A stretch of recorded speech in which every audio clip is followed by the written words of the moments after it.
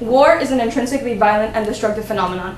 As a result, it is logical to conclude that those who play active roles in military conflicts may be emotionally impacted by the significance of the events they have witnessed. These impacts tend to be negative and can even take on the form of post-traumatic stress disorder, or PTSD. This disorder is defined as being a serious psychological condition that occurs as a result of experiencing a traumatic event. Thus, individuals of all backgrounds and circumstances can develop PTSD, seeing as traumas can be constituted by many different scenarios. However, special consideration should be taken of service members who are at a greater risk of developing PTSD due to the fact that they are regularly put in dangerous situations in which they and those around them can be harmed. This high prevalence of PTSD among service members has become particularly relevant to the United States in recent times with the nation's military involvement in Afghanistan and Iraq. In fact, since 2001, over 2.5 million troops have been deployed to Iraq or Afghanistan, and PTSD rates related to these wars range from 8% to 20%, or 192,000 to 480,000 individuals.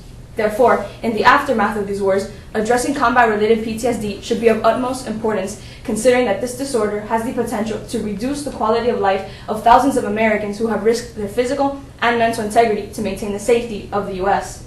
This inevitably raises the question, what is the optimal way to treat PTSD in American service members? A discussion of this topic through the psychological, historical, and futuristic lenses reveals that virtual reality exposure therapy, or VRET, is the optimal way to treat combat-related PTSD. When analyzing this topic through the psychological lens, we must first understand the types of events that may traumatize American service members and the symptoms that can arise as a result. Possible traumas include being exposed to severe combat in which buddies were killed or injured, having personally killed enemy combatants, and being exposed to life-threatening attacks. These events can reasonably impact a person's psyche, causing the emergence of a specific set of symptoms. Garsk assures that veterans with PTSD re-experience their trauma in the form of haunting invasive memories, nightmares, and flashbacks, and have sustained anticipatory anxiety about potential threats to life and limb at all times. In this way, PTSD alters the veteran's sense of reality. It is logical to conclude that most people do not become terrorized as they go about their daily routines. However, those who suffer from PTSD may suddenly remember their trauma, whether that be shooting an enemy soldier or surviving a possibly fatal explosion, and may somehow believe that they are back in the place in which this event occurred, causing them a significant amount of distress.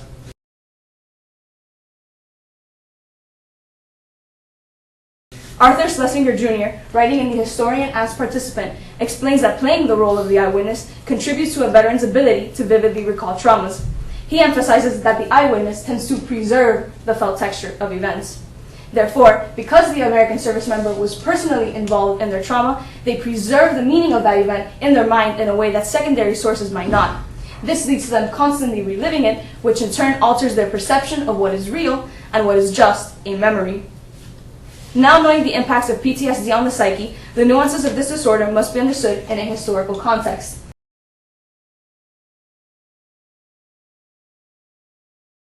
Leila Abou-Lugad emphasizes that many aspects of societies around the world cannot be understood without reference to the history in terms of which people live their lives. In applying this concept to PTSD, one finds that ignoring its historical relevance in such military conflicts as that of the Vietnam War in the 1970s, for example, would only provide a limited view of the disorder. Therefore, it is important to identify elements of past military conflicts that are present today and still lead American service members to develop PTSD. One veteran says about the Vietnam War, "Every day you were threatened by something, either a mortar attack at night or you were getting sniped at." Scenarios like these, bearing a strong resemblance to those experienced by today's American service members, actually led to 30% of Vietnam veterans to suffer from PTSD. This shows that combat-related PTSD in the United States is just as much of a problem now as it was in the past.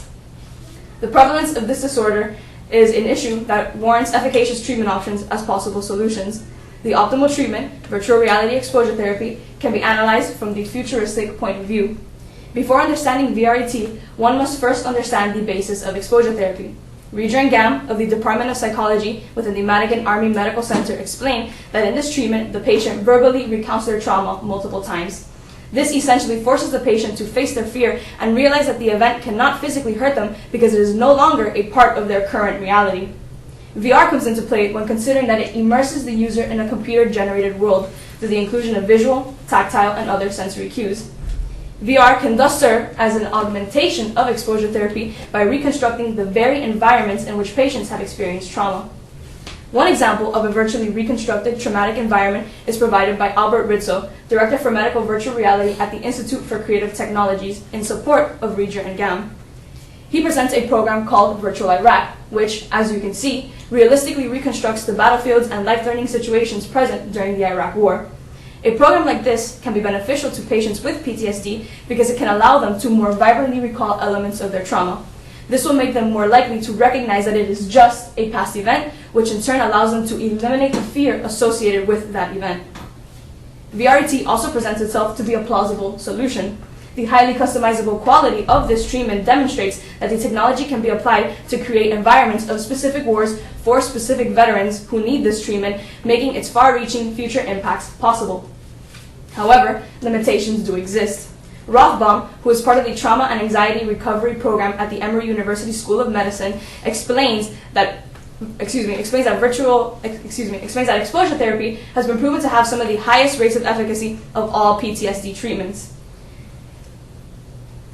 However, Najovitz of the Boston University School of Medicine counters Rothbaum by stating that despite having high success rates, exposure therapies like virtual reality also have high dropout rates. She proposes the idea that patients may actually fear recalling traumatic events. Essentially, patients may drop out of exposure therapy because it requires them to continually re-examine their traumatic memories, which can understandably, cause feelings of discomfort too great to manage. Although this claim is meritorious, Rizzo refutes it by exclaiming that some of the virtual aspects of virtual reality exposure therapy can eliminate the distressing aspect of it. This reasoning applies mostly to younger service members, like those deployed to Iraq or Afghanistan, who are more familiar with digital game technology, like those used in VRET. This technological feature of the treatment thus brings an aspect of comfort to it, which makes it much more palatable. Although many options logically exist to treat combat-related PTSD in American service members, the optimal treatment has identified itself to be virtual reality exposure therapy. The highly customizable quality and high efficacy rates associated with this treatment reveal that it can help American service members with their bout with trauma, and should thus be more widely implemented. Therefore, with VRET, service members can regain control of their real world. Thank you. Thank you. You'll now be asked 2 defense questions. Your first question is, what information did you need before you began your research, and how did that information shape your research? Before I began my research, I really needed to understand the general concept of post-traumatic stress disorder. Through initial inquiry, I found out that many different types of events can cause PTSD, like being in a car accident or having been sexually abused and being in a military conflict. When I started exploring the idea of being in a military conflict a little bit more, I realized that service members are actually at a greater risk of developing PTSD due to the fact that they are regularly in dangerous situations in which they can be harmed. So once I realized that service members are more susceptible to this disorder, this shaped my research because I decided to focus on this particular stakeholder because they were more relevant to the topic. Thank you. And your final question is, please explain the level of certainty you have about your conclusion, solution, or recommendation. My level of certainty regarding virtual reality exposure therapy as a treatment for combat-related PTSD is relatively high. I came to my conclusion by synthesizing statistical evidence with a sound line of reasoning. For example, through research, I learned that one of my sources, Rothbaum, reported that exposure therapy has some of the highest efficacy rates of all PTSD treatments. I then learned from another source, Reger and GAM, that virtual reality builds upon the principles that exposure therapy is built on. So I put these 2 things together and I realized that if virtual reality is just an extension of exposure therapy, VRET should have the same as or even higher rates of efficacy as the regular exposure therapy. So I feel fairly confident that it is accurate. Thank you very much. Good job.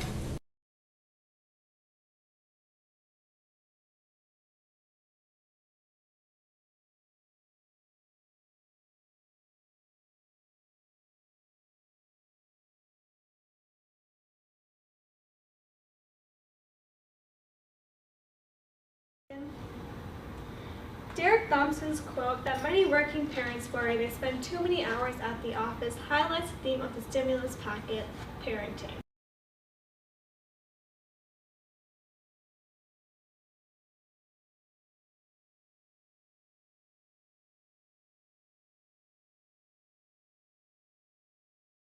By spending extensive hours at work, these parents are neglecting and thus damaging the relationship they have with their children.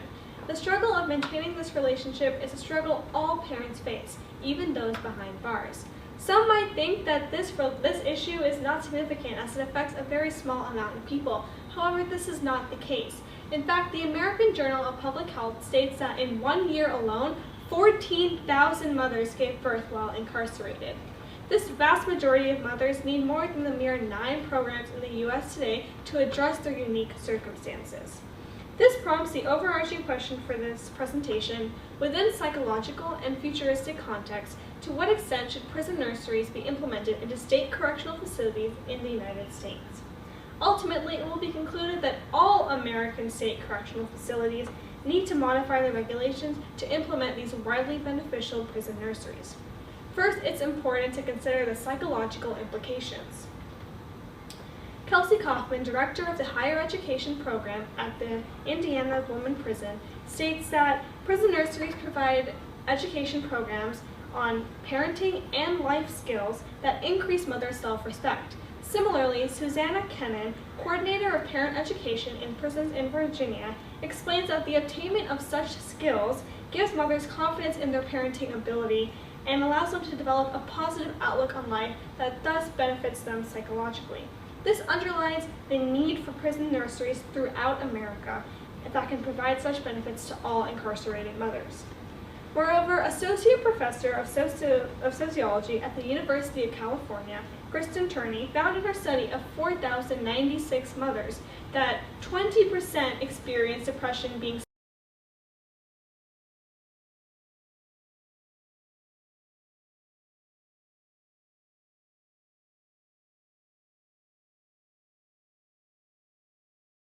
separated from their child. Similarly, Adam Smith states, "There is a tender mother afraid to send her son to school at Seaport Town." This mother, soon to be separated from her child like incarcerated mothers, is suffering from psychological issues such as anxiety and depression. Although Turney's results are limited in that they were self-reported rather than obtained from a physician, her and Smith are evident in their findings that isolating mothers from their children causes psychological issues. Some may argue that children need a relationship with their biological parent for healthy development. Yet, Dr. Dieter Deckert, professor of psychological sciences at the University of Massachusetts, clarifies that children only need an enduring emotional bond with a parent. But according to developmental behavioral pediatrician Dr. Robin Chernoff, if not with their biological mother, these children are put into the foster care system, where they experience feelings of anxiety and stress that prevent any sort of healthy development. This proves that separating mothers from their children not to be beneficial and begs the need for prison nurseries to be implemented throughout all states in America.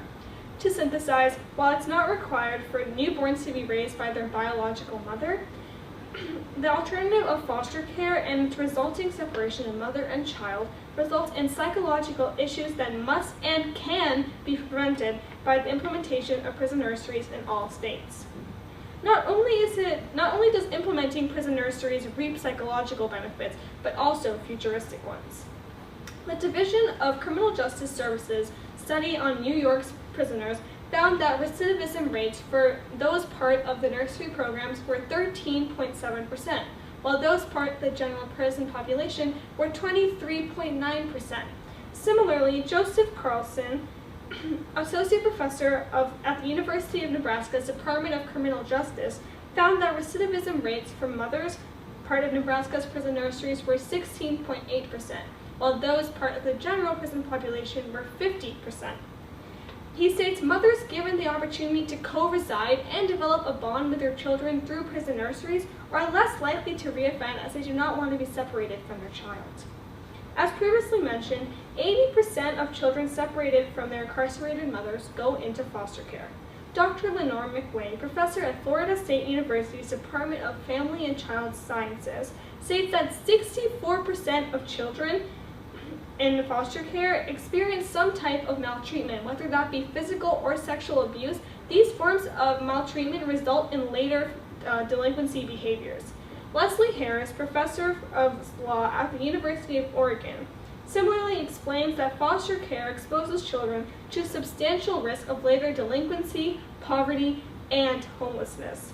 Clearly, without prison nurseries for kids to co-reside with their mothers, they will be put into a system that deeply impairs their future. Conversely, former editor of the British Medical Journal, Adam Smith, states that prison is an unacceptable environment for children to grow up in due to its rigid structure that prevents it from being a safe and comforting environment. But however, this argument is limited in that it does not consider regulations put in place that could possibly prevent such fates. For example, Kate Luther and Joanna Gregson, professors of sociology at Pacific Lutheran University, found in their study of Washington Pacific's State Correctional Facility that incarcerated mothers could decorate their cells and participate in communal events such as family nights. These abilities gave mothers the chance to create a safe, stimulating, and comforting environment for the children that go against the so-called rigid structure of prison. To synthesize, while prison might not be the ideal environment for a child to grow up in, implementing prison nurseries and their beneficial regulations in all correctional facilities in the U.S. will reap many futuristic benefits, which is why states should reform their prison systems. In summary, while it's not required for a child to be brought up by their biological parent, and prison is not the perfect environment for a child, the psychologically and futuristically beneficial prison nurseries necessitate a change in states' prison systems. All remaining 41 states in the U.S. that have not already implemented prison nurseries need to do so, modeling their programs after those already successfully in place in 9 states in the U.S. Necessary regulations will include educational programs that educate them on parenting and life skills, the ability to decorate their cells, and the opportunity to participate in communal events with other program participants. This solution's implications regarding mothers are that it would prevent depression, benefiting them psychologically. It would also lower recidivism rates, benefiting them futuristically. This solution's implications regarding newborns are that it would keep them from entering the foster care system where they are vulnerable to anxiety, stress, and maltreatment, benefiting them psychologically and futuristically. However, this solution is limited in that it will be difficult to persuade all of the remaining 41 states to completely reform their prison systems. Additionally, it does not account for the few relatives of such newborns who may not want their child to be brought up in jail, but rather with them. We must work to better the lives of incarcerated mothers and their children, and this solution will indeed do so by keeping the mistakes of a mother from haunting the future of her child. Thank you.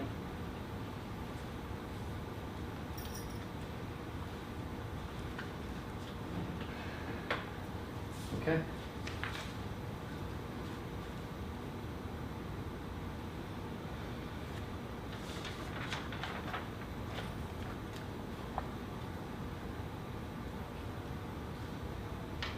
Anya, what information did you need before you began your research, and how did that information shape your research? Well, before I began my research, I needed to first of all get some context on what prison nurseries were and what happened to children of incarcerated mothers. And what I found was a lot of information on how mothers suffered psychologically from the separation of themselves from their child, such as in Kelsey Kaufman, director of the higher education program at Indiana Women's Prison. She stated that when they are separated from their children, they have feelings of anxiety and depression, which are psychological negative effects. This information that I gathered from sources such as Kelsey Kaufman, from databases such as JSTOR and EBSCO, allowed me to go into one of my lenses, which was psychological, and my second one being futuristic.